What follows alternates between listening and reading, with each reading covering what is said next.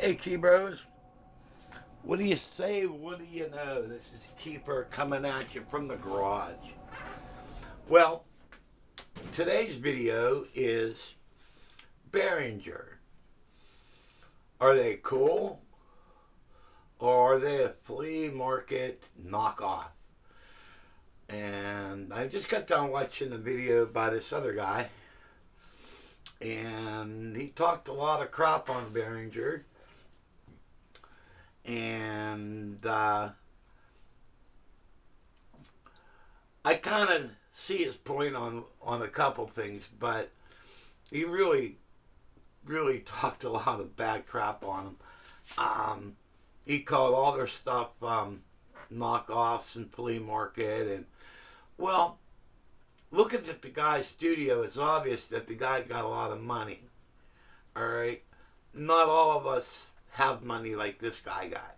All right, and a good example. All right, I just bought the Behringer Pro-800, which is hanging out right there, and I made a video on it, and there's going to be a couple other videos coming on the sounds and what I'm going to do with it. But here's the thing. All right, in my case, I always wanted a profit. But growing up during that time when the profits were out, I just didn't have the money to have one. And so Behringer comes out with the Pro-800, which is a Prophet 6 with 2 extra voices, so we'll call it a Prophet 8, all right? It's an 8-voice Prophet, all right? Do I need it? No. But I always wanted to have one, all right? And for $3.99, why not, all right? Another good example is, and these are selling like hotcakes. Okay, if you buy a mini mode, you're going to pay $5,000 for the reissue of the Model D, if I'm correct in that. And well, who in their right mind is going to pay $5,000 for a mono synthesizer? All right. Now I have a buddy. His name's Frank. The guy grew up playing mini mode, all right? He knows a mini mode in and out, all right? He owned them, all right? Well, he bought 2 of the little Model D modules, and he loves them. And he tells me they're just as good as the mini mode, all right?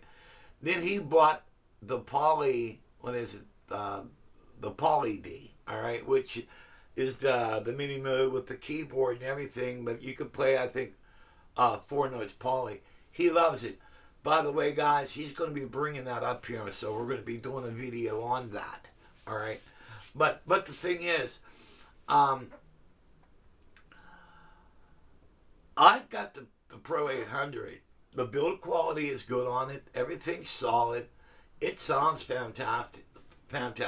So, I don't know why you would want to cut down on a company who's putting gear in your hands. All right. Now, Behringer, I got my gripes with them. Some time ago, I bought a DeepMind 12. I hated the thing.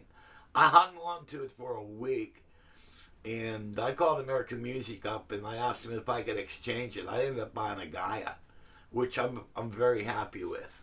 All right, I love the Gaia. Gaia's way better than the DeepMind 12, all right? But I'm an old school guy. Maybe the younger guys might like that. I just didn't like it. All the sounds on it were crap. I hated it. And you know how you have like a synth with modulation? Not one program had modulation on the wheel. And I couldn't even figure out how to put modulation on the wheel. And when I called their helpline, they didn't want to really deal with me. So, I mean, yeah, I can't really see I had a good experience with Behringer, but I've had a lot of Behringer gear. It seems like their mixers and everything, they work well for like 5 years, and after that you start having problems with them. Well, just face it, it's cheap gear, but now who knows how long the synthesizers are going to hold out, you know, but hey, for $3.99 for a profit, you know, You know, you could go either way on it, but just like people used to talk crap on TV. But, you know, a lot of guys couldn't afford a Crown amplifier, so they ended up buying a PV amp. You know what I mean? So, you know what I mean? You can't really make fun of the companies putting gear in your hands at a reasonable. And the whole goal of being a musician is to play and make money. And but you know, musicians aren't really treated quite well. You know, most of my life I've been lucky. I've made good money playing and playing. All right, but I've known guys, you know, who are doing a lot of work and not really getting paid for the amount of work they're doing.